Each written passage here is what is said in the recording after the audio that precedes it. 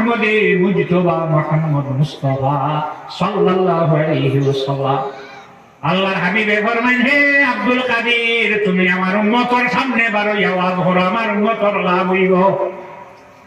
আব্দুল কাদের জিলানী রহমাতুল্লাহ আলাইহি উত্তর দেন, ইয়া রাসূলুল্লাহ, আমি হইলাম আজমি মানুষ, আমার বাড়ি আরব না, আমি আরবি নাই, আরবি মানুষের সামনে বইয়া ওয়াজ করা আমার ভয় লাগে। রাসূলুল্লাহ কইলা, মুখ খোলো।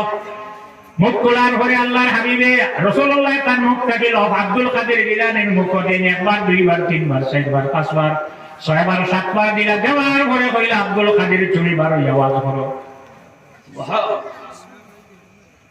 বাহজাতুল আসরার কিতাবের মধ্যে আনা হয়, মানুষে জানাইলা তেজ বানাও, পিন্ডাল বানাও, তেজ বানাও, তেজ বানাইলা, পিন্ডাল বানাইলা। আব্দুল কাদের জিলানী রহমাতুল্লাহ আলাইহি তেজ উঠিলা।